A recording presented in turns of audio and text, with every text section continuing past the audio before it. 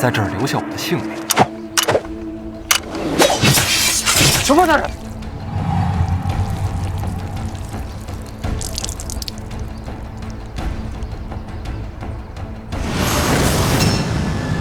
这就是我的决定。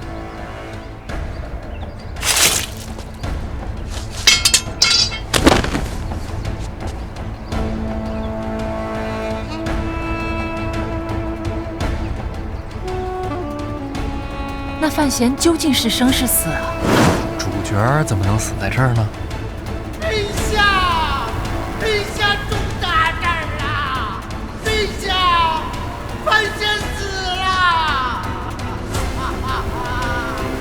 陛下，出大事了！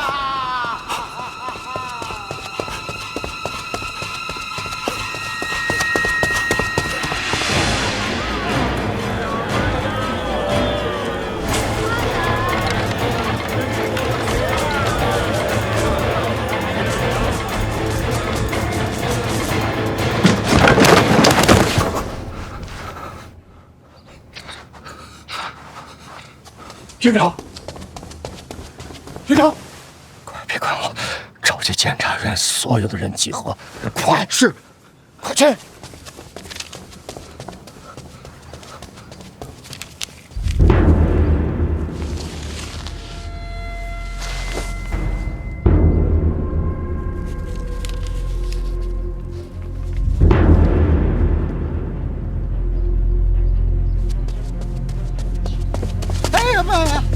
失传回消息，范闲身染疾病，回京都途中身亡，尸体已经被烧掉了。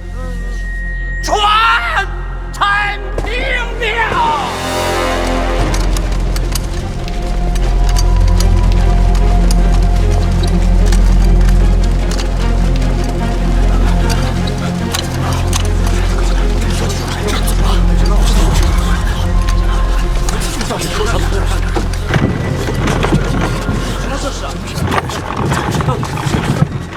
院长，发生什么了？范闲死了，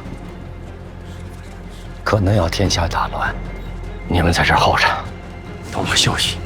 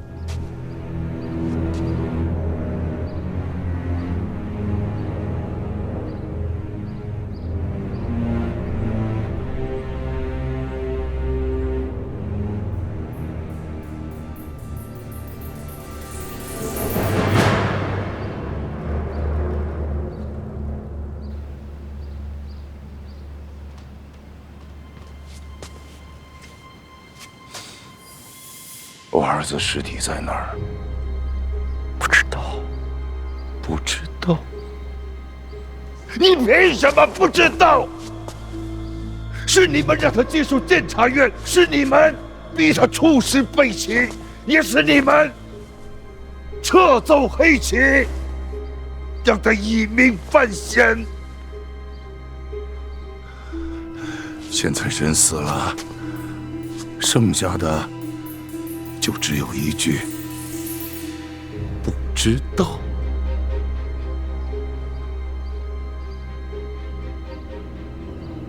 你们不要他，我要。我要带我儿子回家，把我儿子还给我。把他藏了一辈子，总不能到死都是不明不白的。他是个人，不是棋子。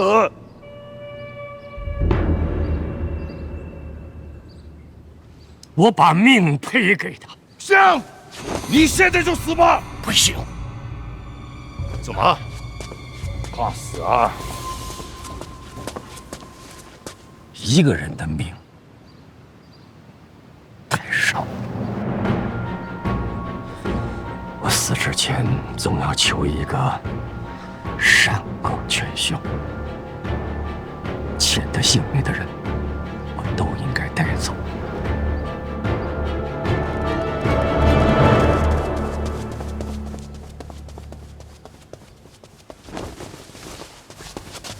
二位大人，可别在这儿骂将。陛下人呐，陛下不见。不是陛下召我觐见的吗？是啊，陛下听闻小范大人噩耗，悲伤至极，才要急着见陈院长的。那现在如何？现在看了第二份飞鸽传书，就沉默不语，谁都不想见了。第二份。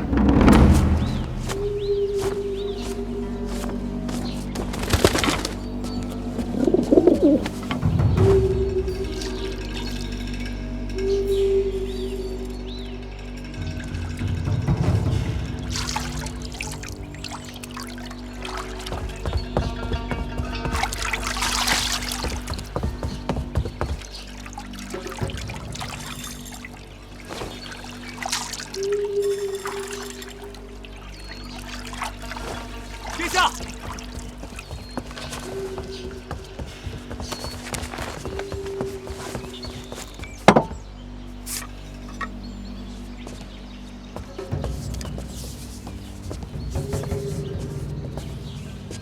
一等听命。谢必恩的新兵范闲的消息，替我看看。这无妨。信得过你。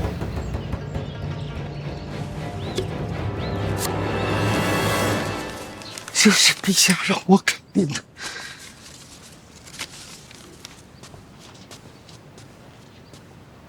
费介是他师傅，费老医术不比用度差。范闲一死，他定会验尸，箭伤而亡，瞒不过去。可没了尸体，又该如何向世人交代？那就是水土不服，身染重病而亡。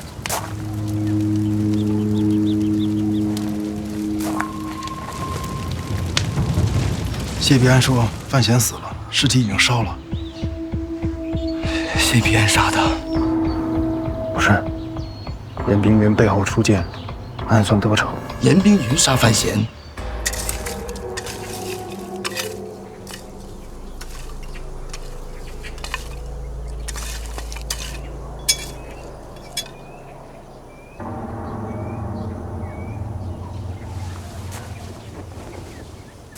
确实少。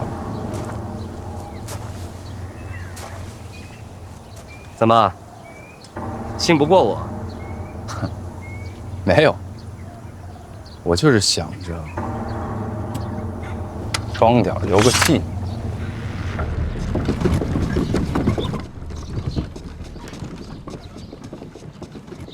怎么会是严冰云动手的？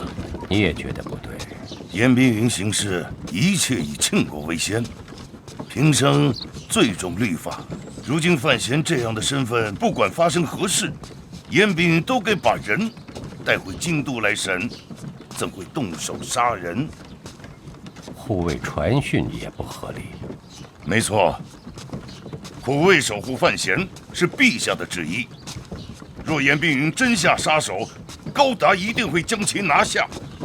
哼，怎么可能送回这样的消息？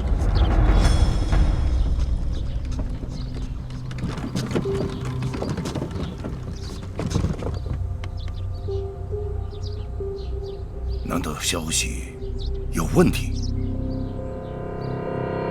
难道是假死？有可能。这小子闹什么假死？你说他这么做是为了什么？为什么已经不重要了。此刻的范闲，万劫不复。陛下，他这是欺君。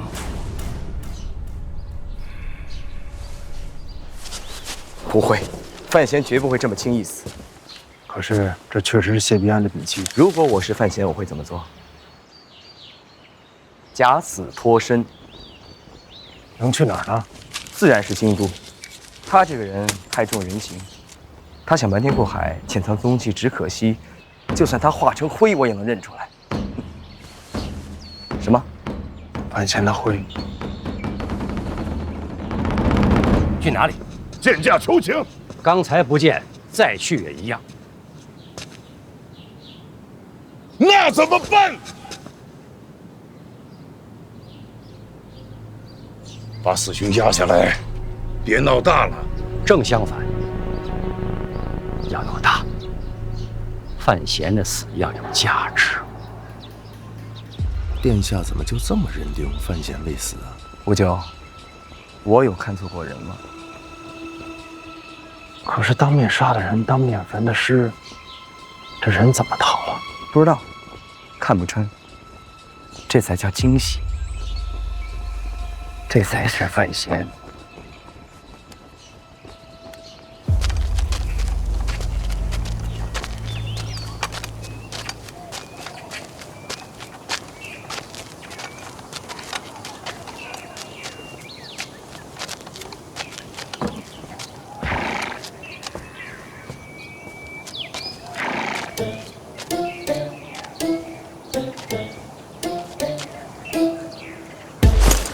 还给你，我看看这剑啊，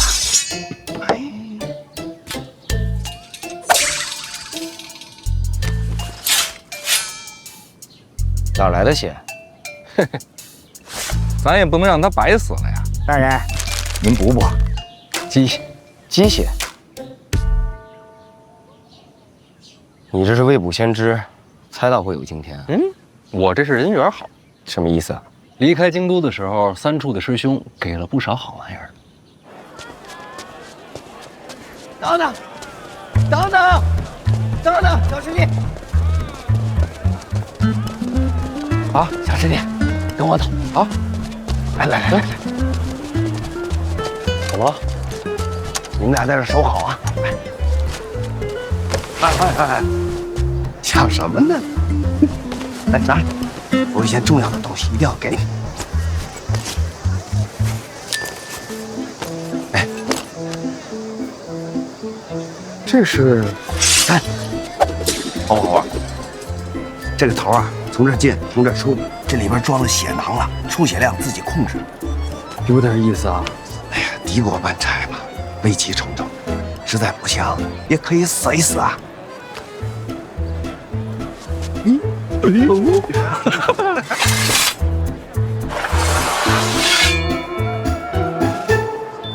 谁能想到，在北齐没用上，用在自家人手里了？你脸还没擦呢。他这是故意的，显他自个儿辛苦。哎呀，不辛苦，不辛苦，为大人做事情啊，我心甘情愿，赴汤蹈火，在所不辞。亏你想得出，还准备了一把火。不烧不行，谢必安定会仔细检查。也是辛苦老王啊，还得在下边挖个坑道，在下边等我。哎呀，接应大人嘛，何其荣光！那骨灰哪来的？大人有所不知啊，咱们使团这一路上啊，备了2车吃食。我在里面呢，找了半扇风干猪，把这猪烧完之后吧，那个头大小跟大人差不多。哎，大人，我错了啊，我不能拿您跟猪比啊！不，这话说的，大人您要生气的话，您踢我2脚。来，行了，你这演的可不如小严公子啊。我哪能跟小严公子比呀？小严公子那演的那跟真事儿似的。其实还是有破绽。什么破绽？这种温度的火，要想把人烧成灰，这么会儿时间可做不到。不过我想了想，谢必安一个使剑的，烧人未必拿手，他想不到。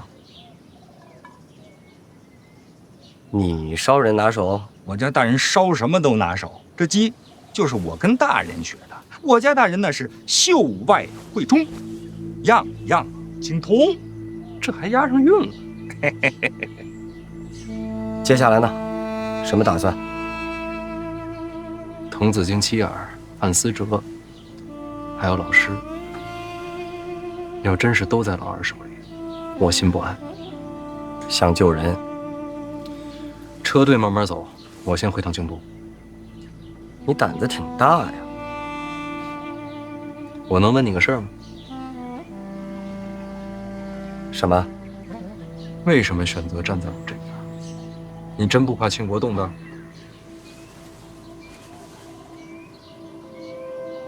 监察院从不受威胁，我等行事皆为庆国。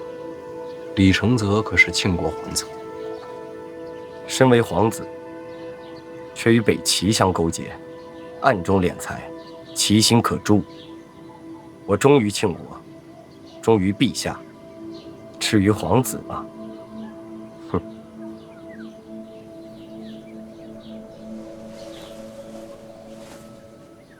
王启年在呢。回头给小严公子送块匾，匾上写什么呢？大庆卫士。好匾。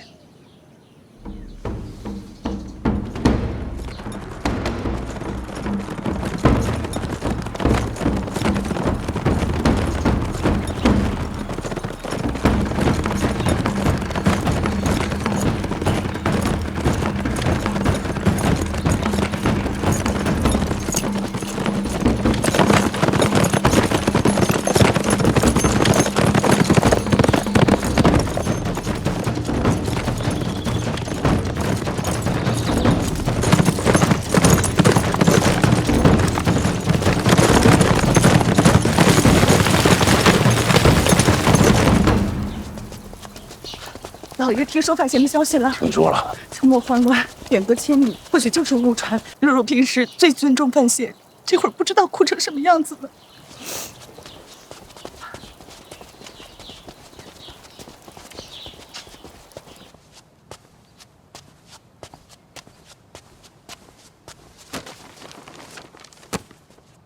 姨娘来了啊！刚炖的阿胶桂圆羹很是滋补，一会儿想着喝了啊。若若，你这干嘛呢？不知道范思哲每天在忙些什么，这书具也不管了，库房里又吵又吵，我看不下去，拿出来晒晒。你是不是没听到消息啊？我哥的死讯，听说了。那姨娘别担心，也不必悲痛，切记莫要感怀伤神。这怎么变成你劝我了？因为我哥没死。你爹方才找过你？没有啊。那你为什么就肯定你哥没死呢？因为我哥就不会死。这是人就会死啊？没错，但我哥不会。为什么？因为我相信他。哎呦，若若，你真这么想啊？对呀。那我倒是放心了。不过若若，你对你哥这样，是不是得算忙劲啊？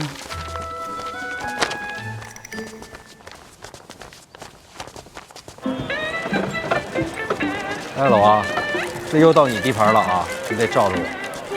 大人有所不知，自从我跟了大人，我这地盘早让新人给占了。我这还怕碰见老人把咱给认出来。哇，这还真有人学我当年在这卖图啊！这市场有需要啊！啊？什么市场4两了，4两了！这图现在都开始竞卖了。5两！ 5两啊！快，让我看看这5两的图什么样？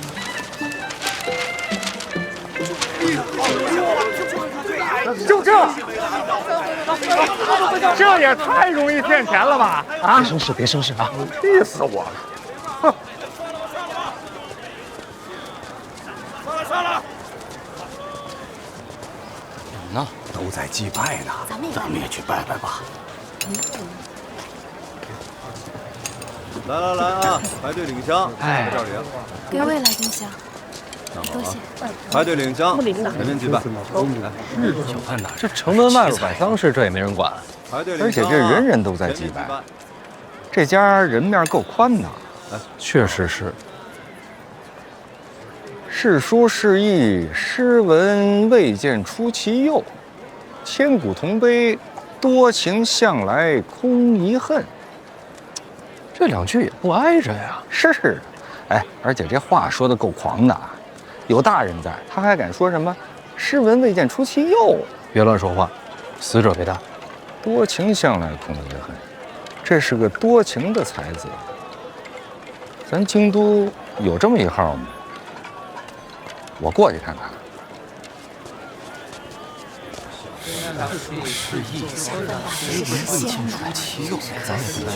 大庆栋梁范安之之灵位，也姓范。范安之谁呀？我呀，大人字安之啊？难不成是同名同姓？来，咱们排好队啊，跟我走。诸位，请看，这儿可有个讲究啊！范闲范大人当年初到京都，便在此地下马，在路边又是马车伤怀，德育佳人，成就一段美事啊！诸位，春闱将至，在此处祭拜，既可保学子高中，又能助姻缘美满。万快点！这还办姻缘？哎，冷静！我他妈拆了！哎，别，自个儿的牌位砸了，晦气！这都什么跟什么呀？排队啊，全面知道啊！哎，你的。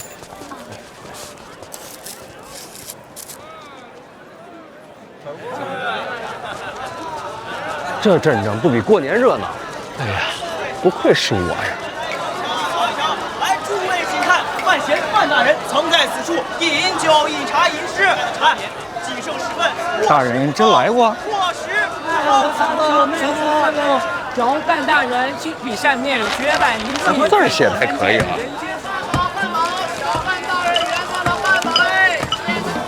汉堡，汉子吃饱了。哎，客官，小范大人同款香囊，来一个吗？怎么一股五香鸭的味儿啊？哎，这位客官怎么回事？小范大人的同款香囊怎么没有五香鸭？这位客官，范大人的事情来一本，这不要。哎，还有好的呢，红楼的结局篇呢，结局出来了。有什么结？红楼结局没写完呢，骗谁了你？啊，是，就没写完，没写完。小范大人生前研制的毒药，蛇虫鼠蚁全部杀掉。不要贩毒啊！不要贩毒！不要贩毒！全部都被挖了新鲜的水果。本店新鲜酸辣，好吃味美，口味众多。饭前范大人屡有光顾，赞不绝口，来看一下。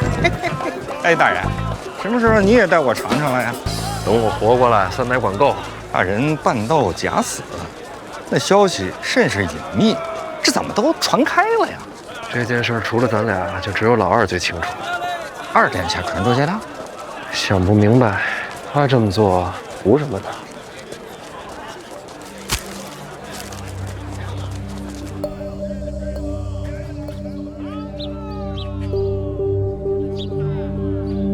我记得你家离这儿不远，这院子谁的？也是我的。能查到你名字？查不到。大人，请自便啊。这院子呀，本主是个园丁啊，他跟我借钱，这结果呢没赚到钱，便把这小院啊抵给我了。您猜猜这是什么？这不就是个窑炉吗？嘿嘿。哎呀，这是啊，我们家后门。我挖了坑道，直接通到我家院内，即使有人滋扰啊，我都可以进出自由。范闲之死，天下震动。如果这个时候我们在京城把这个人给找出来，那欺君罔上的罪名，就算是坐实了。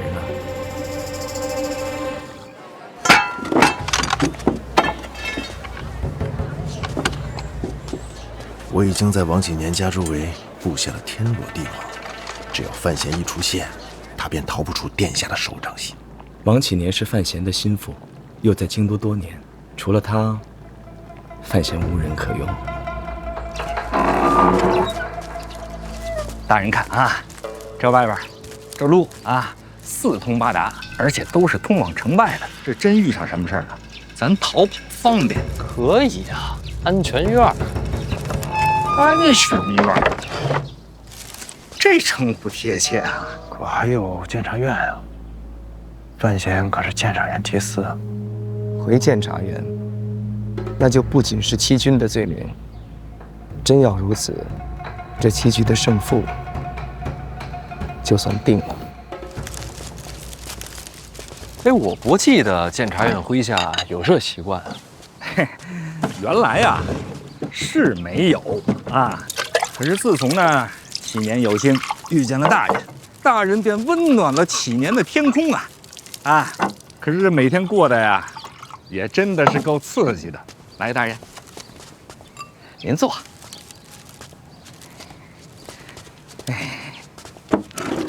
不过既然有这安全院，咱们也不是非得去你家，在这儿落脚也可以啊。不，大人，安顿滕家母子的事儿啊，那是我夫人帮着办的。这要找他们呀，那还是得回我家啊，去找我家夫人。哎，老王啊，入夜再去，小心为上，克制一点儿。关门关窗，防火防盗。关门关窗，防火防盗。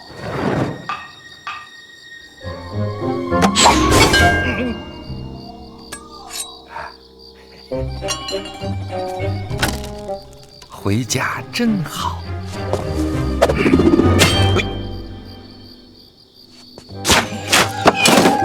什么动静？有刺客！让我家夫人防歹人设的啊！不过话说回来，你这出口在井壁确实想不到。夫人可能睡了，千万别惊了她的觉，不然要发大脾气的。咱们去内屋。哎，既然这样，不如干脆回安全院得了。内屋啊，是丫头的房子。出门这么久了，我想现在就过去看看。走，行。哎，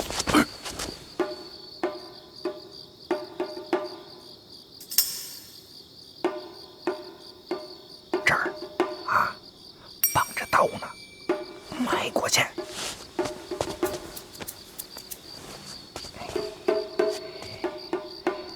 还有啊，这儿还有那儿啊，有夹路的夹子啊，在这儿没事啊。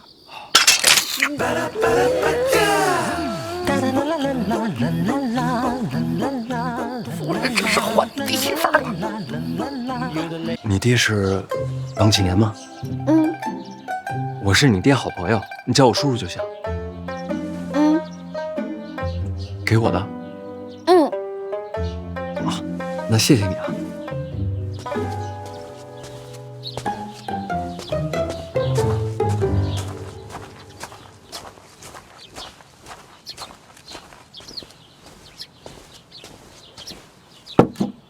装好了，装好了。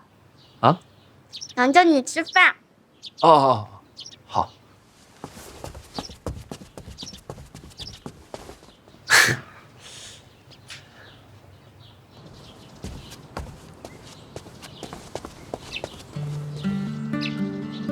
小范大人吧，我是启年的发妻。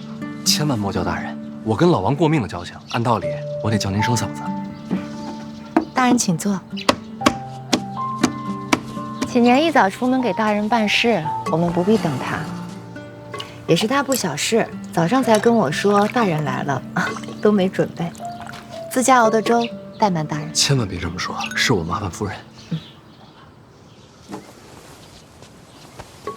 有肉。那可真好。你叫什么名字？爸爸。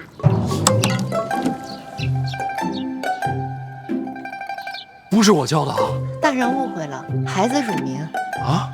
我家丫头单名一个霸字，是哪个字？王霸之气。真的是。叔叔，鸡蛋掉了。谢谢啊。听说大人在京都有数10段情缘。我对天发誓，绝对没有，都是假的，都是以讹传讹，一个都没有。一个都没有。那郡主呢？哦，跟婉儿的婚约确有其事，但除此之外，别的都是假的。我最相信大人。大人喝粥。哎，叔叔，别再掉了。我尽量。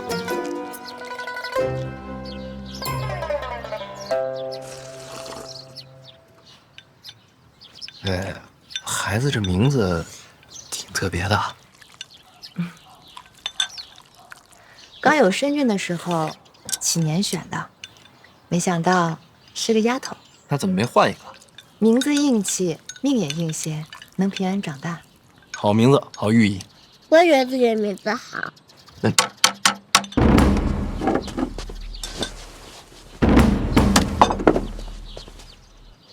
娘，女儿错了，食不言，寝不语，女儿不应该吃饭说话。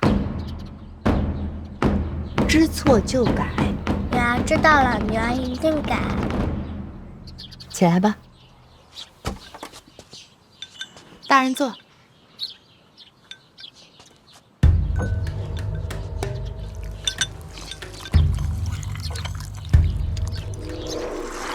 说孩子呢，大人不用拘束。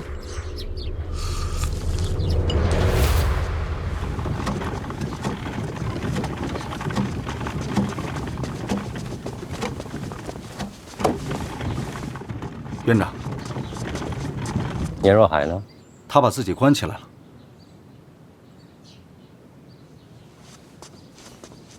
去看看。哎，大人别动，我帮着一块收拾吧。听启年说，大人要交房钱。他是这么说的。1天1两，说是补贴家用，没这回事吗？有这回事，房钱得交。那就没有理由让大人帮着做事，不然这钱收的坏了规矩啊。大人请坐。爸爸陪叔叔聊天。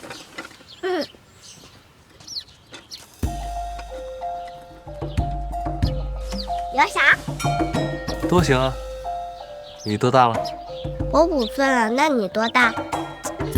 反正比你大多了。那你是大人吗？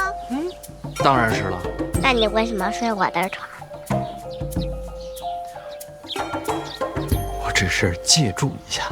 哦，那你喜欢吃肉吗？喜欢。那你知道什么肉最好吃吗？什么肉啊？是五花肉。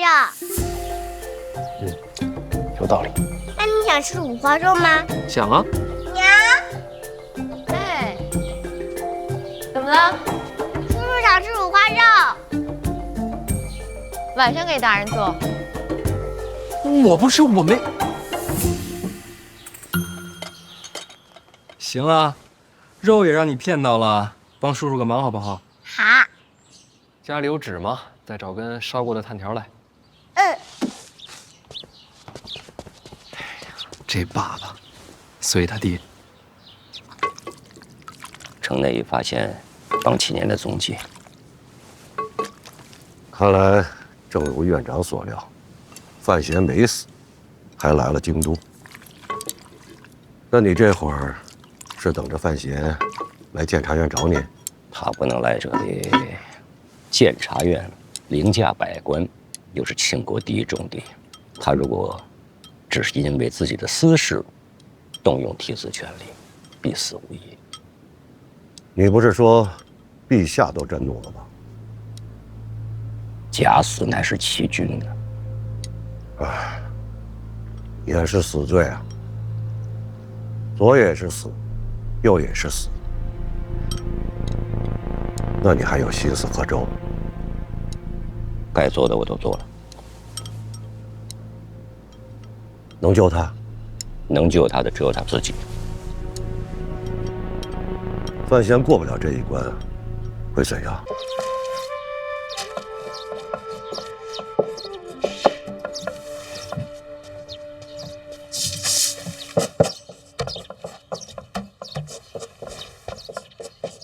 大人。哎，爸爸。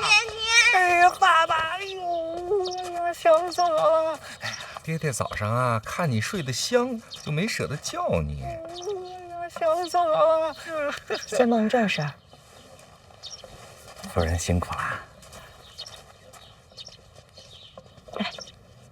小娘娘，去。夫人辛苦了。大人您要的东西，这外边情况可是有点不对呀。怎么了？滕家蹊跷的消息找到了？还没找着呢。但是我这一路打听过来呀，我发现大人的死讯不光是在民间，在官场上他也传开了。所以呢？所以啊，我觉得这事儿闹大了，可不是什么好事儿。将来您跟陛下怎么交代？这可是欺君之罪，掉脑袋的。我知道。那咱们现在就离开京都，回使团吧。就说您的死讯那是误传。别担心，这些我都考虑过了。大人有准备就好。你继续找滕家母子的下落。那您自己先回使团，我进宫见驾。见驾？大人，这死讯可是已经传开了，您现在去见驾，那等于找死啊！是啊，是很难，但是绝处才能逢生。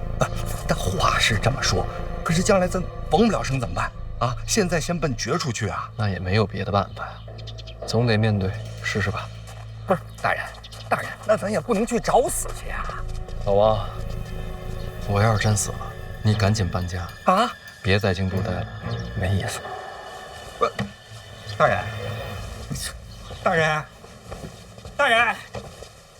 人，您一定要逢生啊！我记得你跟我说过，小范大人聪慧无比。那是自然啊，小范大人何许人也啊？那是聪慧绝伦呐。那还担心什么？他选的这条路，他是条死路啊。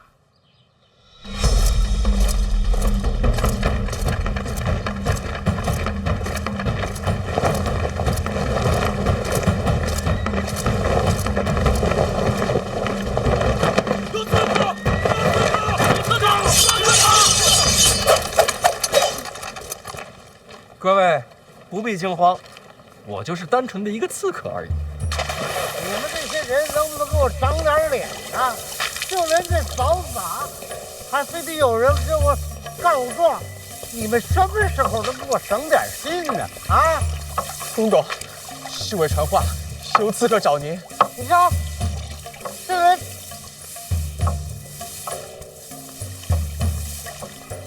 你说什么东西找我？侯公公，侯公公，他对宫里各处细节都熟，不像外人。咱们想着还是请侯公公亲眼看看再说。哼，一群没担当的。老柯，侯公公好呀。不，散开，散开。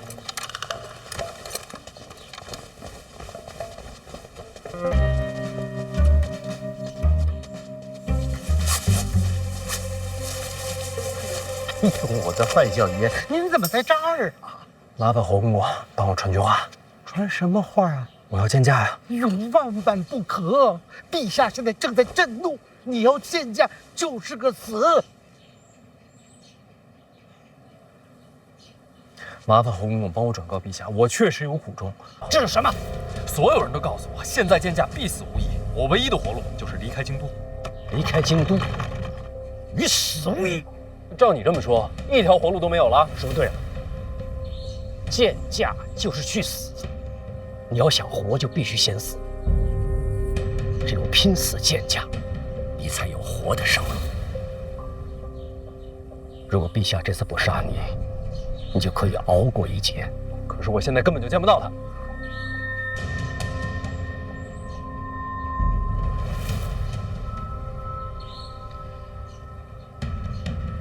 我可以试着去劝一劝了。是生是死，答案不知。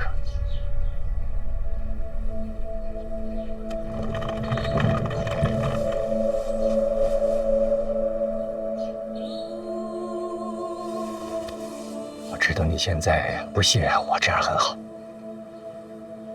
如果你一直还是盲信任我，那真的完了。但你如今没得选择。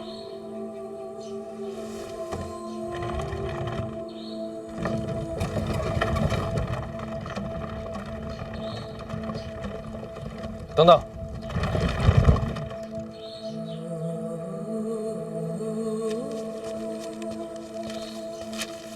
帮我把这个交给陛下，不用打听，我不需要知道什么。萧恩临死之前透露了神庙的秘密，神庙之事，陛下不谈，绝口不讲。如果今天陛下见你，你一定要记住，在你没有确定名正言顺地活过来之前，不要见我。你做的是你救的人，我也不会帮你。就当京都无缘相助，只有你自己，其他地方我也不能去。别回范府，别来找我，其余的事情你自己决定。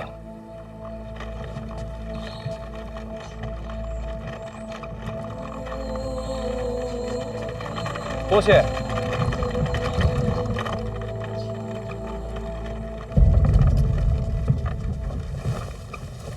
臣觐见陛下。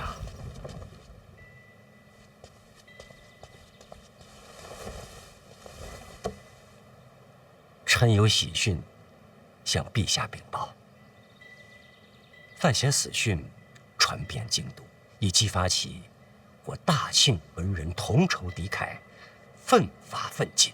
北齐文坛压制我大庆至今呐。恭喜陛下！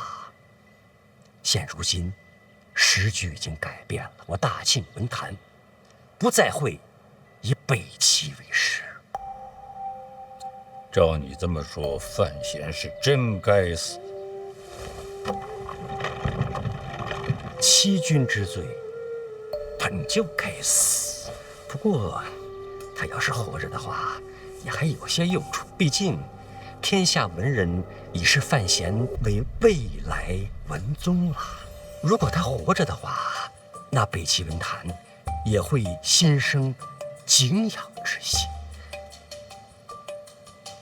陛下，外边已有传言了，说远隔千里，消息有误，说死讯传错了。也有可能。不管怎么说吧，欺君之罪绝不可恕。只是范闲已知是绝路，依然恳求见驾，说明这孩子内心已知错，也甘愿受死，没有回避之心。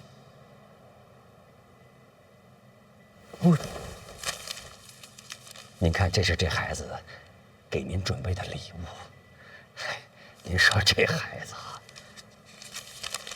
北齐遇险，生死一线，可心里牵挂的还是陛下。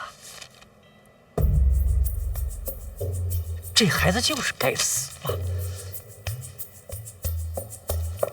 要不然陛下先见他一面，然后再杀他，也不迟啊。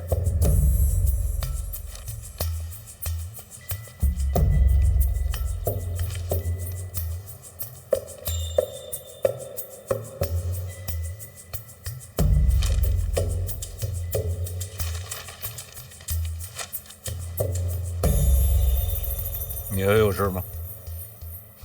臣告退。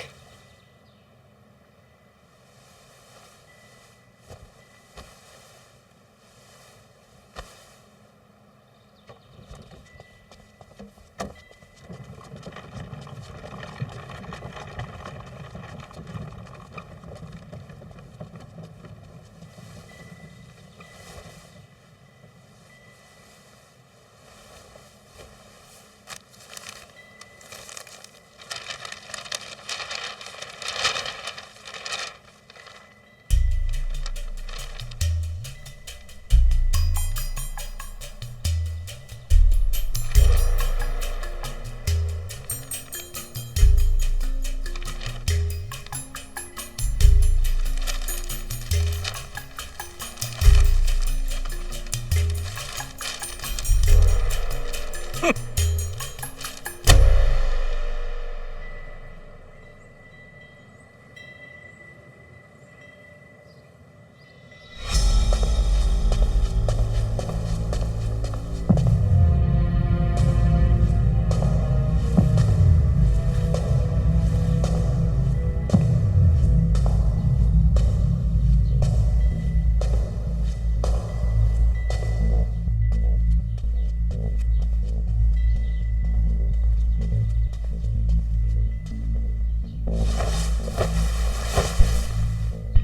罪臣范闲，假死欺君，罪无可恕，死不足惜。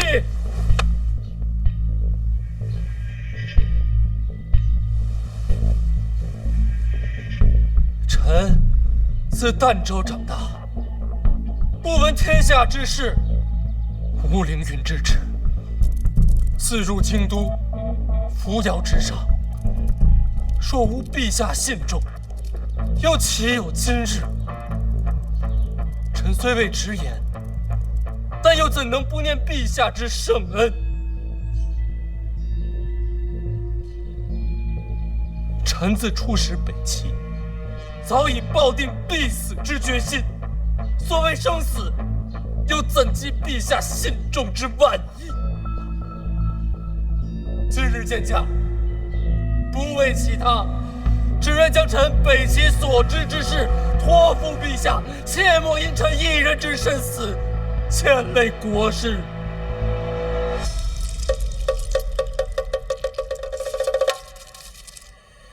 臣出使北齐，得知长公主李元瑞与二皇子李承泽与北齐锦衣卫暗中往来，或有通敌之嫌。臣随使团归途中，遭李承泽手下以臣身边亲友相逼，逼迫臣俯首听命。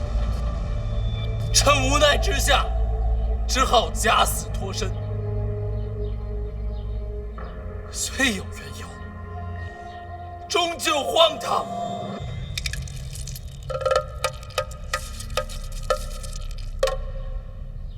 神庙之事，陛下不谈，绝口不讲。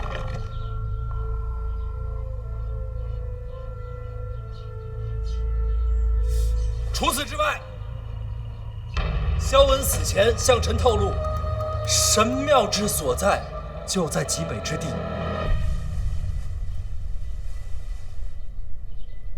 此等密文，当竭力隐瞒，又或择人而事，还望陛下斟酌而定。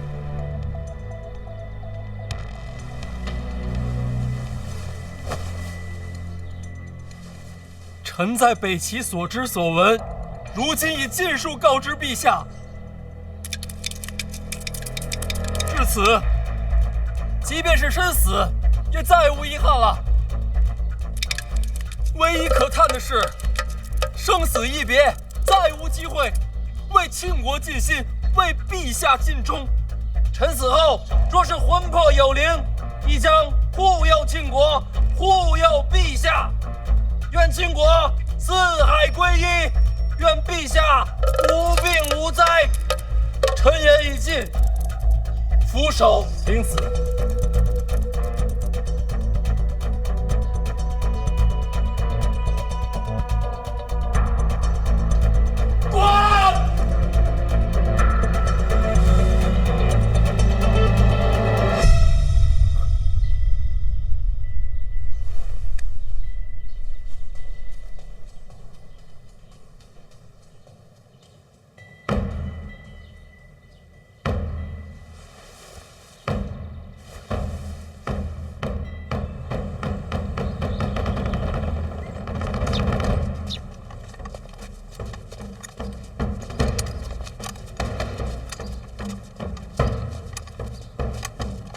我都说了嘛，滚远点啊！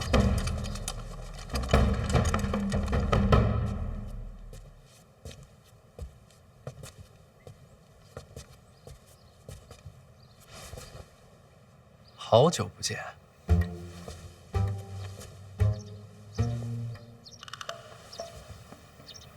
范闲，你不都出失北齐了吗？你这什么章程啊？天下这就装的有点过了啊！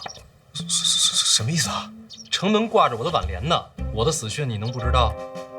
我最好是不知道吧？什么是好太子啊？不知道才是好太子啊！我人都站这儿了，我看不见。你就不想知道我为何假死回京？我眼瞎，吴二龙。李于瑞和李承泽同谋，暗通北齐锦衣卫，走私敛财，图谋不轨。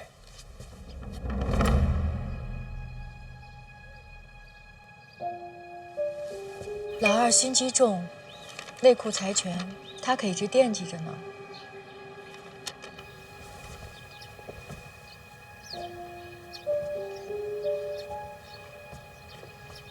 不可能，这事绝对不可能！姑姑怎么可能跟二哥站到一起啊？殿下真觉得自己了解长公主吗？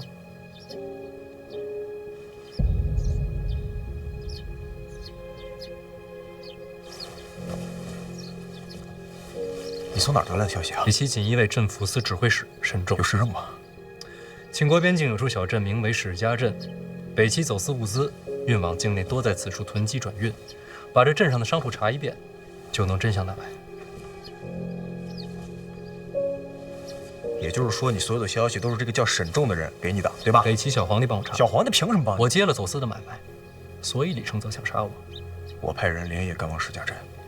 殿下这会儿不聋了？生死存亡，顾不了那么多了。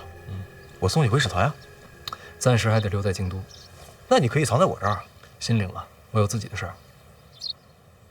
孰能无情啊！都跟了我这么多年，留个全尸吧。现在就得走啊，要不然呀，不光是救不了藤沙母子啊，我家夫人的爸爸也得流危险。慌什么？就这样，您还去找太子，这不是与太子私下结党吗？这不是罪加一等吗？还有啊，就您刚刚进宫这一次啊，要是有人走漏了风声，那就会有人出来，趁这机会让您真死喽。老王，你听我说啊，哎，我要活过来，最重要的就是时间，是吧？要是在使团回京都之前，我再活不过来，再想复活，我就有困难了，所以我才去找太子啊。哎，这太子他能让你活过来呀？不是太子能让我活过来，是时间紧，任务重，咱们要查的事情太多，靠我一个人不行，所以得分工合作。我让太子釜底抽薪去查老二走私，咱们两个负责查藤家母子下落，查清楚了才能回使团。那要是查不出来呢？那就破罐破摔，都得死。大人，不至于吧？那我家不至于，不爸爸，那就不至于啊！办法总比困难多。话说回来，你查的怎么样了？倒是有些消息了。我问了，这费介费老啊，不在京都，是去执行公务了，安全。还有思哲少爷吧，也是安然无恙啊。我问了，说他总是早出晚归的，也不知道在忙什么，但是没有被挟持的迹象。所以失踪的就只有藤家母子。他们倒是也有消息了，有人看见他们被带走了。看到带去何处了吗？抱月楼。抱月楼？什么地方？青楼。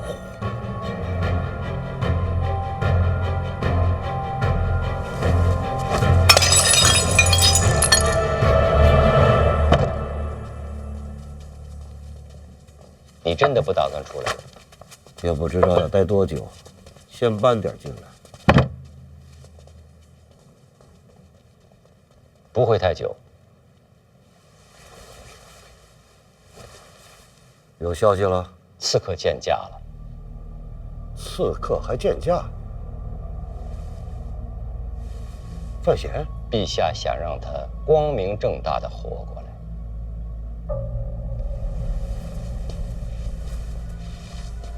那他时间可不多。使团抵京，一切尘埃落定，他可活不过来了。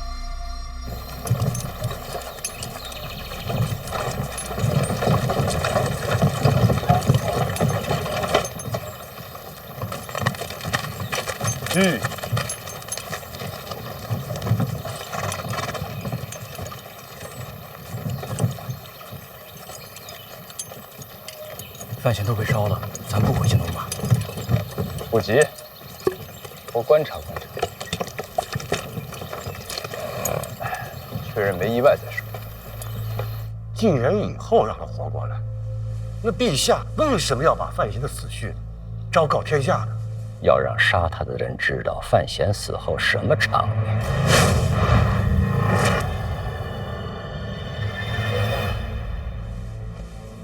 天下震动，快成国葬。毕竟卓摩罕把自己的藏书都传给了他，意义非凡。文坛传承。再一个，陛下就是想要敲打他。这孩子什么都好，就是太离经叛道了。范闲能明白吗？明白归明白，听话不可。这其实是个好机会。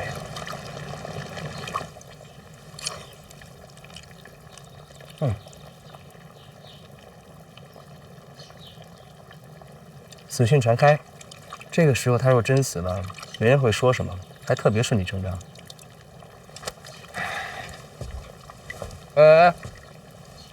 干嘛去？您的意思不让我杀范闲吗？人找着了吗就杀。啊，要找到通知我一声。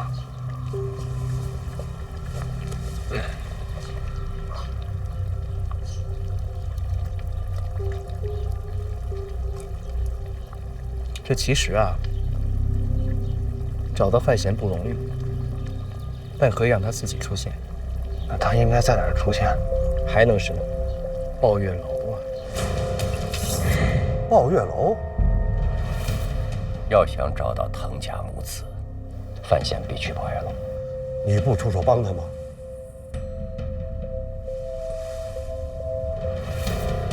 现在这情景，陛下也看着，我要出手，陛下未必高兴。抱月楼背后到底是谁？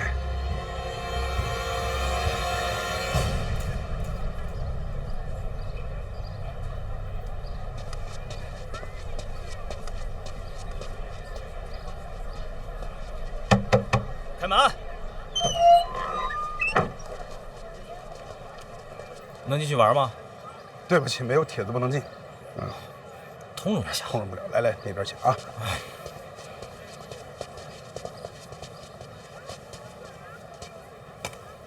哟，里边请，玩的开心，玩的愉快啊！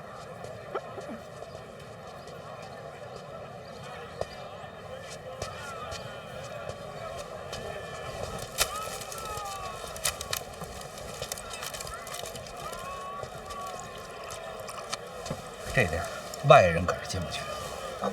这不是青楼吗？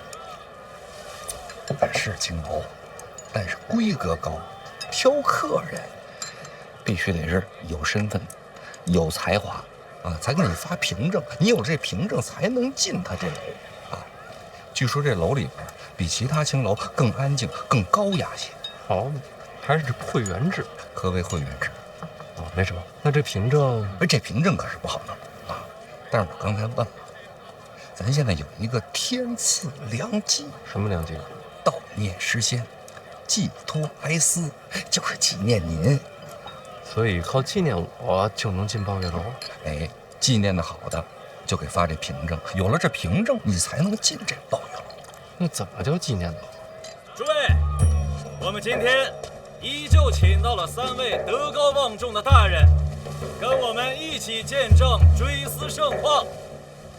开始了！但凡追思者获得3位大人的共同认可，皆可获雅士帖，凭帖进入抱月楼。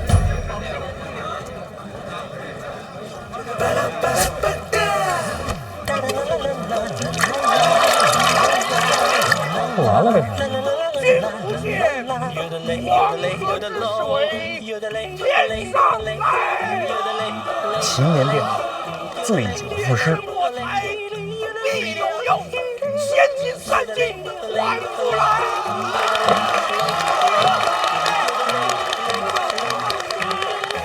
这就是模仿追思追得好的，这怎么听着怪怪的？就是追思您吧。哎，小范大人千古。小范大人千古。公子喜欢什么武器？当然是剑了。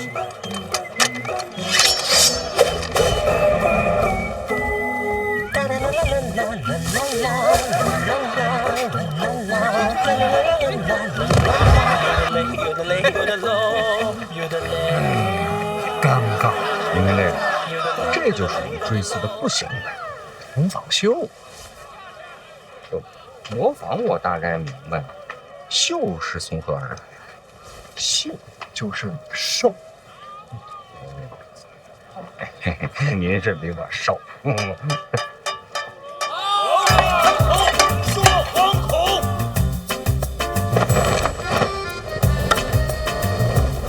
大爷，哥，大爷，你瞧呀，身无彩凤双飞翼，心有灵犀一点通啊！我再来点，我再来，再给我一回就是玩家。我想不想？我想不想？你看，这就属于追思追的不好的，模仿瘦他瘦的不好的啊。您说这是不是天赐良机啊？学诗仙，他谁能跟您自己比？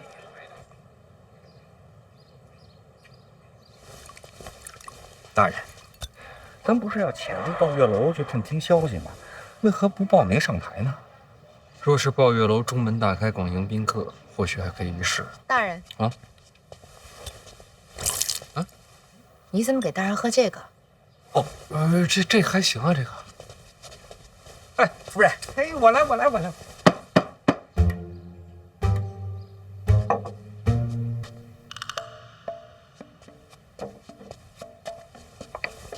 那您是怕上了台去，有别人把您给认出来？台上就算认不出来，没有人群掩护，想混进楼里，怕是隐藏不住。我想来想去，这抱月楼追思会恐怕是个陷阱。瓮中捉鳖，捉你！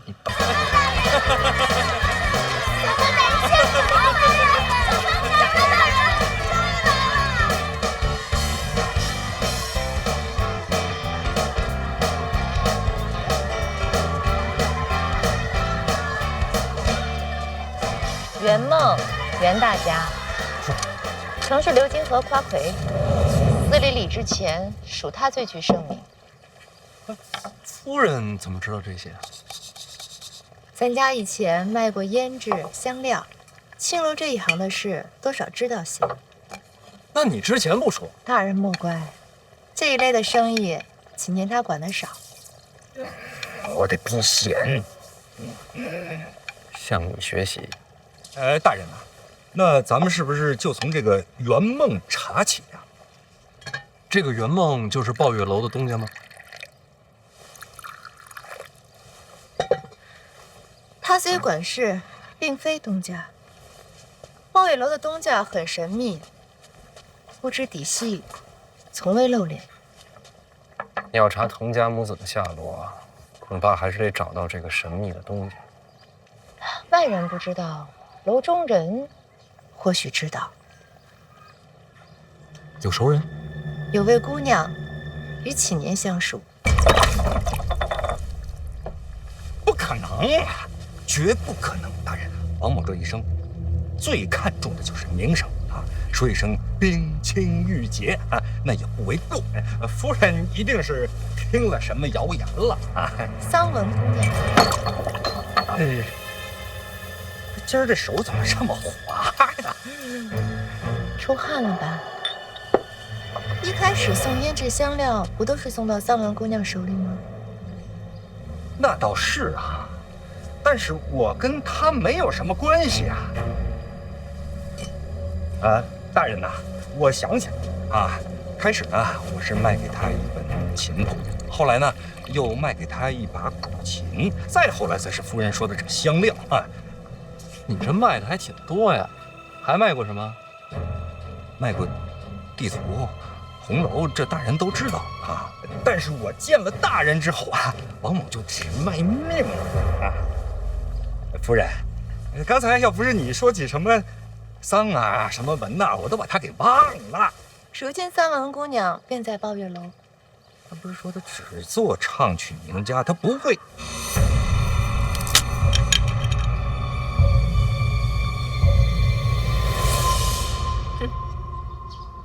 大人万幸啊，启年看来是没忘干净，想必能帮大人搭上这条线。哎呀，怎么坏了？不知道。我去换一个。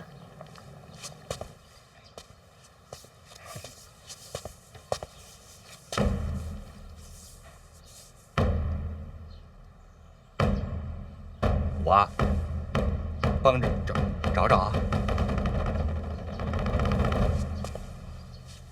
这茶要不咱们……哎，对，啊，还是得喝，客随主便。哎，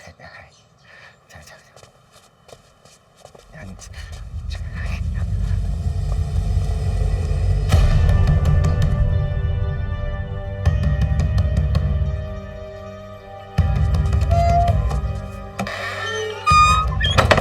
勺放哪儿了？哎呀，在这儿呢。哎呀，去吧，大人等着你聊三姑娘。但我真的跟他不熟啊。再说人家在抱月楼呢，对吧？我就是想见，我也没有机会见。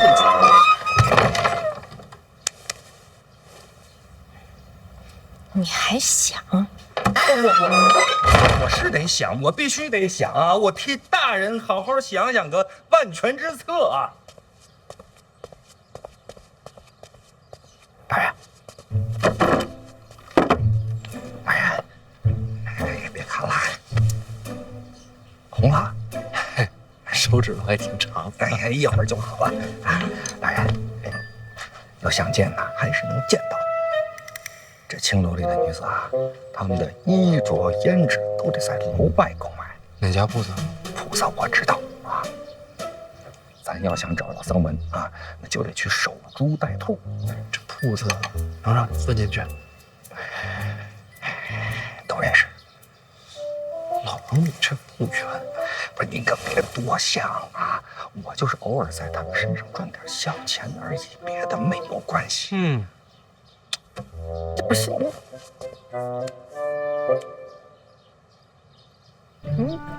问心无愧吧？那你刚才不说清楚？大人没成器，您不懂。即使是问心无愧，也不能多说一个字儿，不然会节外生枝的。这女人呐，疑心不可生啊。这男人呐，平安才是福。哎呀，成亲不易呀！哎，那咱们现在就走吧。走。哎，夫人，我陪大人去办点公事啊。记得带上一条兰花帕子。好嘞。怎么了？什么意思啊？什么意思啊？咱要去的那家铺子，最有名的就是兰花帕子，精彩。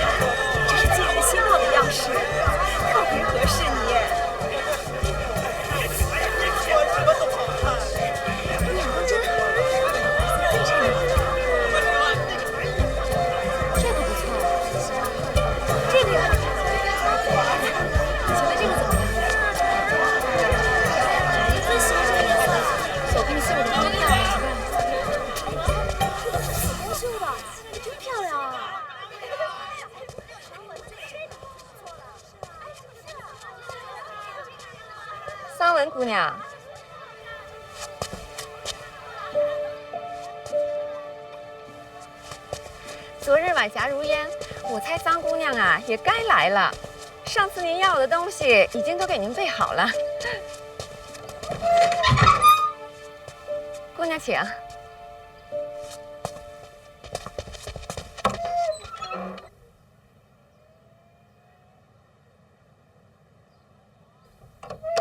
这也要跟？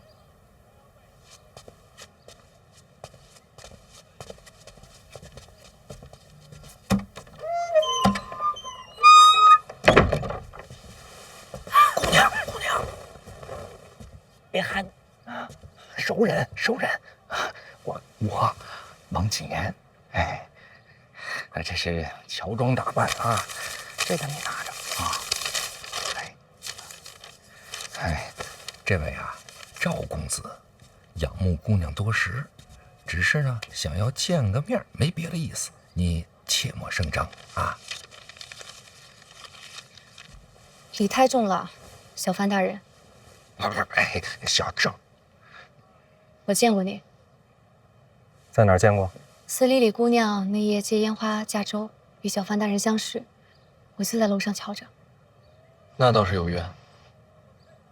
听说大人死了，我也听说了。节哀。多谢关心，我会往前看。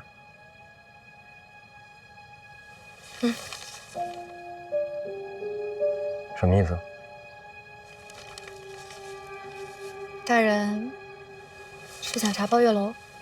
你听谁说的？我可没说啊，这。大人死而复生，到这种地方来见我，总不能真是看上我了吧？我就是一普通女子，除了抱月楼，身边都是平常人、平常事。